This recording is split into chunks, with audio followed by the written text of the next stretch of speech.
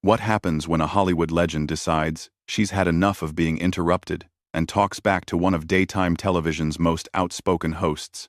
Well, you're about to witness one of the most brutal verbal takedowns in The View's history, where Jane Fonda absolutely destroyed Joy Behar live on national television.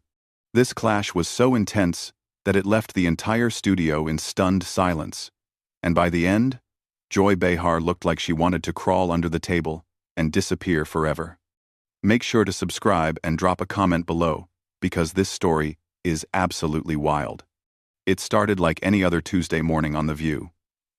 The cameras were rolling, the audience was settled in their seats, and the hosts were preparing to welcome their guest for the day, the legendary Jane Fonda. At 86 years old, Fonda had seen it all in Hollywood, from her early days as a rising star to becoming an activist and fitness guru. She had agreed to come on the show to discuss her latest project, but what nobody expected was that Joy Behar would turn the interview into a personal attack session. As Jane Fonda walked onto the set, the audience erupted in applause. She looked elegant in a crisp white blazer, her silver hair perfectly styled, and her posture as confident as ever. She settled into the guest chair with the grace of someone who had been in the spotlight for over 6 decades. "Welcome back to The View, Jane," said Whoopi Goldberg, with genuine warmth. "It's always such a pleasure to have you here." "Thank you for having me," Jane replied with a smile. "It's wonderful to be back." But before Jane could even get comfortable, Joy Behar jumped in with her typical lack of subtlety. "So, Jane, I have to ask you about something that's been bothering me. You've been very vocal about climate change and activism, but don't you think it's a bit hypocritical coming from someone who's spent decades flying around in private jets and living in massive mansions?" The question hung in the air like a toxic cloud. The other hosts exchanged glances, clearly uncomfortable with Joy's aggressive opening. Jane Fonda's expression shifted slightly, but she maintained her composure. "Well, Joy, I think that's an interesting way to start an interview," Jane said, her voice steady but with an edge that suggested she wasn't going to be pushed around. "I've been transparent about my past and the changes I've made in my lifestyle. I've reduced my carbon footprint significantly and used my platform to raise awareness about climate issues." Joy wasn't satisfied with that response. She leaned forward in her chair, her voice getting louder. "But, come on, Jane. You can't just say you've changed and expect everyone to forget about your lavish lifestyle. You're telling regular people to make sacrifices while you live in luxury. Don't you see the problem with that?" The audience began to murmur, sensing the tension building between the two women. Jane Fonda's eyes narrowed slightly, and for a moment, everyone could see the fire that had made her such a formidable actress and activist. "Joy, I'm not sure what you're trying to accomplish here," Jane said, her voice calm but firm. "Are you interviewing me about my current work? Or are you trying to create drama for your show? Because if it's the latter, I think you're going about it the wrong way." Joy's face flushed red. She clearly hadn't expected Jane to push back so directly. "I'm just asking the questions that viewers want answered. I'm being honest here. Jane Redderlard.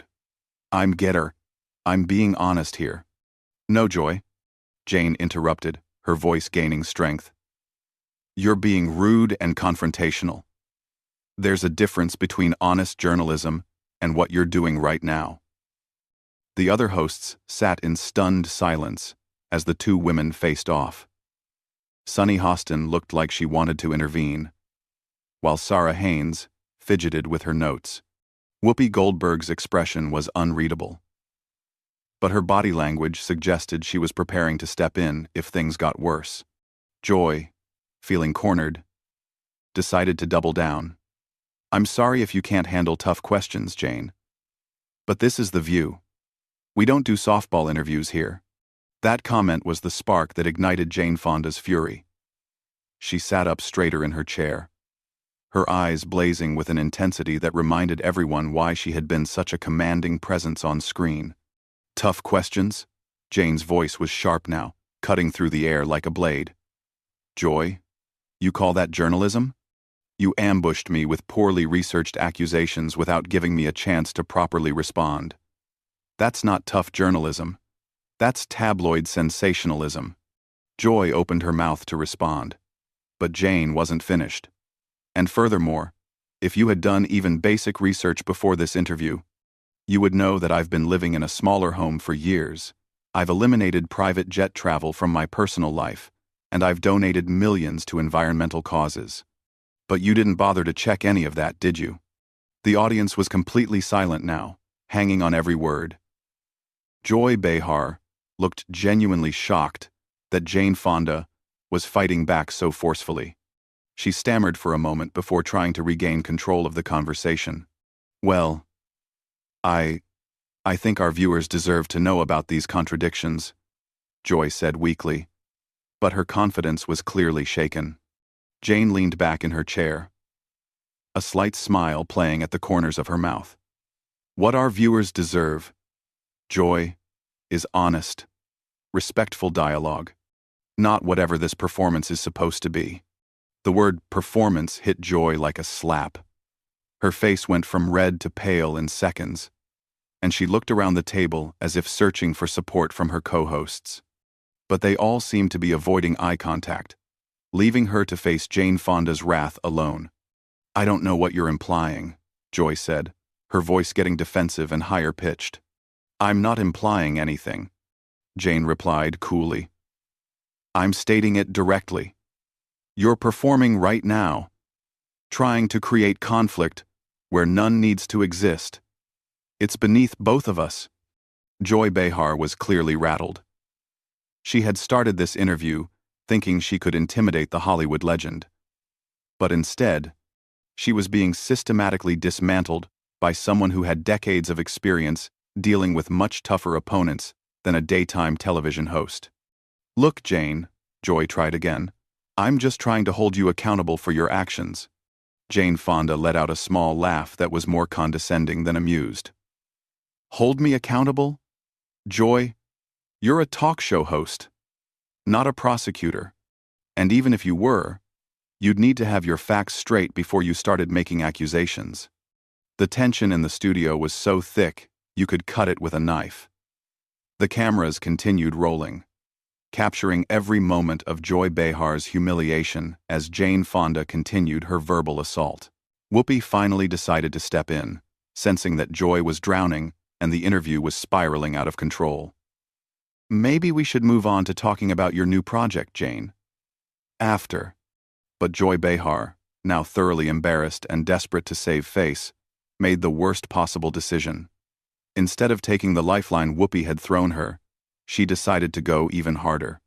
No, wait, Joy said, holding up her hand. I think we need to address this properly. Jane, you've made a career out of being controversial. From your time in Vietnam to your various political stances, you've never shied away from stirring the pot. So why are you so sensitive now when someone questions you? The audacity of that statement left everyone speechless for a moment.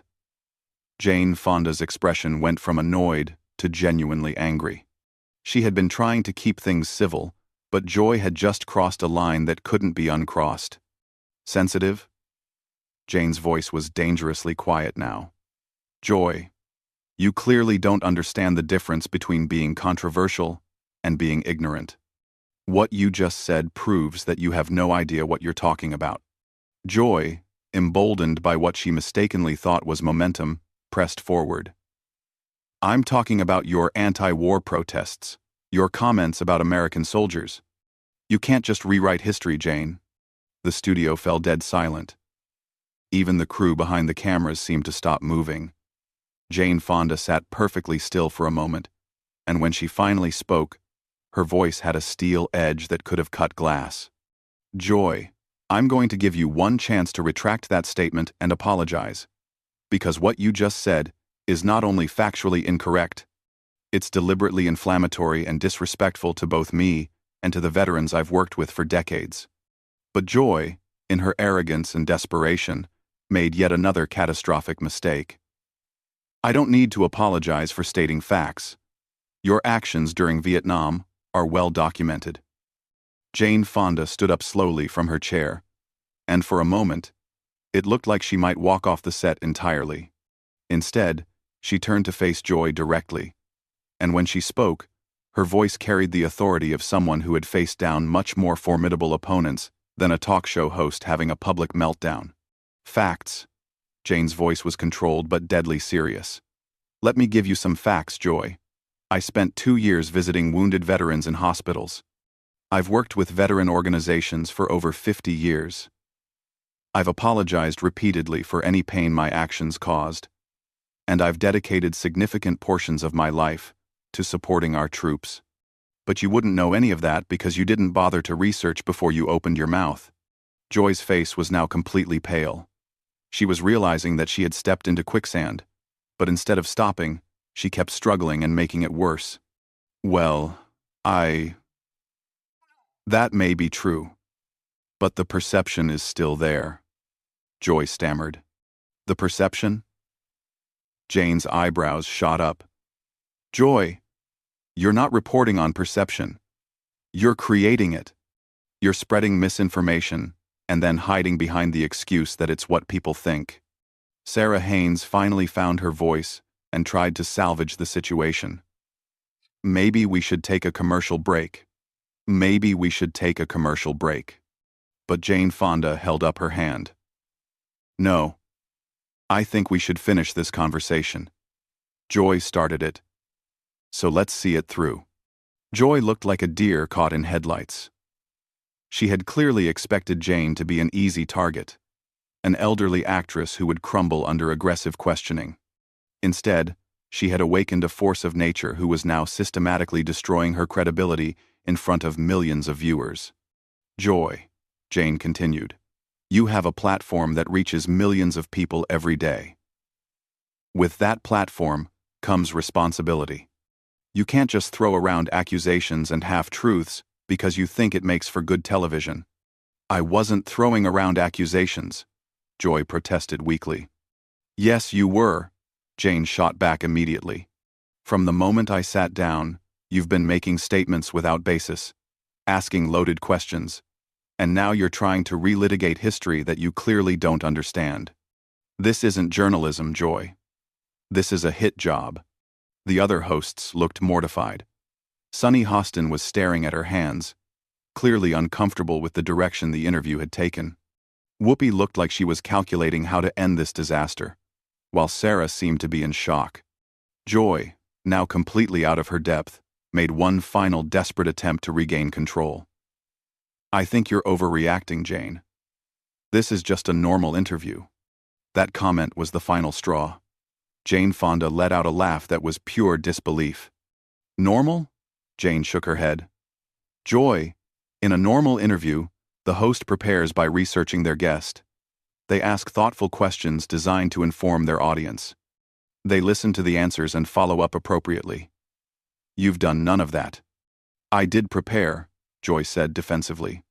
No, you didn't, Jane replied firmly. If you had prepared, you would know that I've spent the last decade working on climate documentaries, that I've been arrested multiple times for protesting environmental destruction, that I've put my money where my mouth is by funding renewable energy projects. But instead of asking me about any of that meaningful work, you chose to ambush me with tabloid-level gossip. Joy's mouth opened and closed like a fish out of water. She had no response because Jane Fonda was absolutely right, and everyone in the studio knew it. And another thing, Jane continued, her voice gaining momentum. Your approach isn't just unprofessional, it's lazy. You could have had a fascinating conversation about the intersection of entertainment and activism, about how Hollywood has changed over the decades, about the challenges facing older women in the industry. Instead, you chose to create fake controversy because you think conflict equals good television. The audience was completely silent, hanging on every word. Some were nodding in agreement with Jane, while others looked uncomfortable witnessing such a thorough professional dismantling. Joy finally managed to find her voice again, but it came out as barely more than a whisper. No, Joy, Jane said, sitting back down but maintaining her intense eye contact. You were trying to score cheap points at my expense. There's a huge difference." The weight of Jane Fonda's words settled over the studio like a heavy blanket. Joy Behar looked smaller somehow, deflated and defeated. She had started this interview thinking she was going to expose hypocrisy, and instead had exposed her own lack of preparation and professionalism. "Furthermore," Jane continued, clearly not finished with her devastating critique, "the way you've conducted this interview says more about you than it does about me. You've shown your viewers that you're more interested in creating drama than in having meaningful conversations with your guests." Joy tried one more time to defend herself. Jane tilted her head slightly, a gesture that somehow managed to be both elegant and condescending. "Joy, there's a difference between tough questions and rude behavior. Tough questions are well-researched, relevant, and asked with respect. What you've been doing is just being combative. For the sake of being combative." The silence that followed Jane's words was deafening. Joy Behar sat frozen, clearly struggling to process the fact that she had been so thoroughly outmaneuvered by her guest. But Jane Fonda wasn't finished. She had decades of experience dealing with hostile interviews, difficult directors, and challenging situations, and she was about to use every bit of that experience to deliver a final blow that would end this confrontation once and for all. "You know what the real tragedy is here, Joy," Jane said, her voice now calm but still carrying that underlying steel. "You had an opportunity to have a real conversation with someone who has lived through 7 decades of American history, who has seen the entertainment industry evolve, who has been on the front lines of social movements. Instead, you chose to waste everyone's time with this performance." Joy's face was now completely drained of color. She looked around the table desperately, but her co-hosts were all avoiding eye contact. They had clearly decided that Joy had dug this hole herself, and they weren't going to jump in to help her. "I think maybe we should move on," Joy said quietly, her earlier bravado completely evaporated. "Oh, now, you want to move on?" Jane's eyebrow arched perfectly. "After you've spent the last 10 minutes making accusations and spreading misinformation, now you want to change the subject? That's very convenient, Joy." The audience was riveted. This wasn't just an interview gone wrong. This was a masterclass in how to handle a hostile interviewer. Jane Fonda was systematically dismantling everything Joy Behar had tried to accomplish, and she was doing it with the grace and precision of someone who had been in far more challenging situations than this. "Joy, let me ask you something," Jane continued, leaning forward slightly. "When you were preparing for this interview, what exactly did you hope to accomplish? Did you think you were going to expose some great hypocrisy? Did you think I would crumble under your questioning? What was your end game here?" Joy opened her mouth, but no sound came out. She was completely speechless, trapped by Jane's direct questioning, with no way to escape, without admitting that her entire approach had been wrong from the start. "Because from where I'm sitting," Jane went on, "it looks like you invited me on your show not to have a conversation, but to use me as a prop in whatever narrative you had already decided to tell your viewers. That's not journalism, Joy. That's exploitation." The word exploitation hung in the air like a bomb.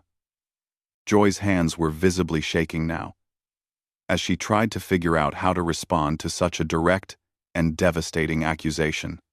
I never intended to. I mean," Joy stammered. But Jane cut her off with a gentle but firm gesture. "Joy, I want you to listen to me very carefully," Jane said, her voice taking on an almost maternal tone that somehow made her words even more cutting. "I've been doing interviews for over 60 years. I've faced hostile journalists, aggressive prosecutors, angry protesters, and hostile studio executives. You are none of those things.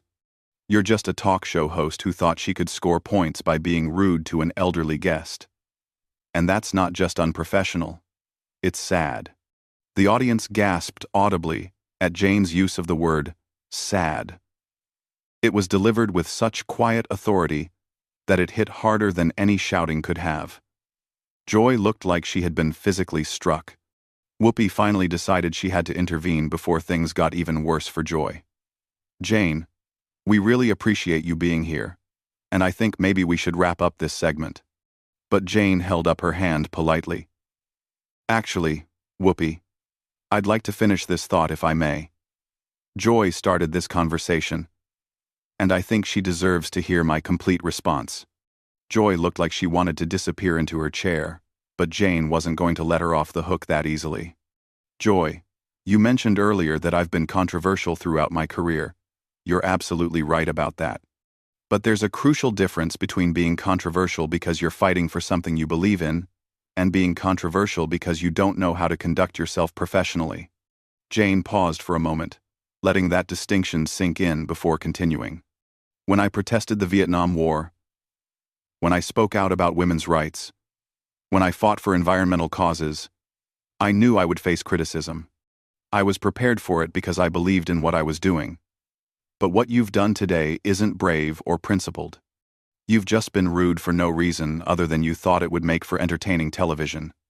Joy finally found her voice, though it came out as barely more than a whisper. "I'm sorry if you feel I was rude." "I don't feel you were rude, Joy," Jane replied immediately. "You were rude. That's not a feeling, that's a fact. And your apology would be more meaningful if you actually understood what you're apologizing for." The other hosts exchanged glances, clearly uncomfortable with how thoroughly Joy was being demolished, but none of them seemed willing or able to step in and help her. "Let me give you some advice," Jane continued, her voice now taking on the tone of a teacher, addressing a student who had badly misbehaved. "The next time you have a guest on this show, try treating them with respect. Try asking questions that are designed to inform your audience rather than to create conflict.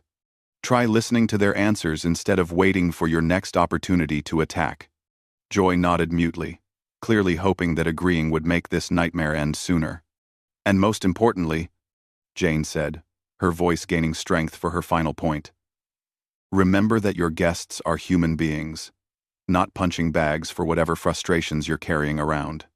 We come on shows like this to have conversations, to share our experiences, to connect with audiences. We don't come here to be ambushed by hosts who haven't done their homework." The studio was so quiet that the hum of the cameras was audible. Jane Fonda sat back in her chair, having delivered one of the most thorough and devastating takedowns in daytime television history.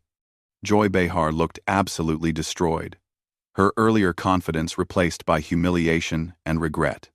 "Now," Jane said with a slight smile that didn't reach her eyes, "would you like to ask me about my actual work? Or should I assume this interview is over?" 2000. Joy looked around the table desperately, but found no help from her co-hosts. Whoopi was staring at her hands, Sunny was looking at the ceiling, and Sarah was furiously scribbling notes that she probably wasn't actually reading. I think we should go to commercial," Joy finally managed to say. Jane Fonda stood up gracefully, smoothing down her blazer. "That's probably for the best. Thank you for having me. And I hope you'll consider what I've said today." As the cameras cut away and the studio lights dimmed, Joy Behar sat alone at the table, looking like she had been hit by a truck. She had started this interview thinking she would expose Jane Fonda. But instead, she had exposed herself as unprepared, unprofessional, and completely out of her depth when faced with a true Hollywood legend who refused to be intimidated. The audience filed out in stunned silence, many of them shaking their heads at what they had just witnessed.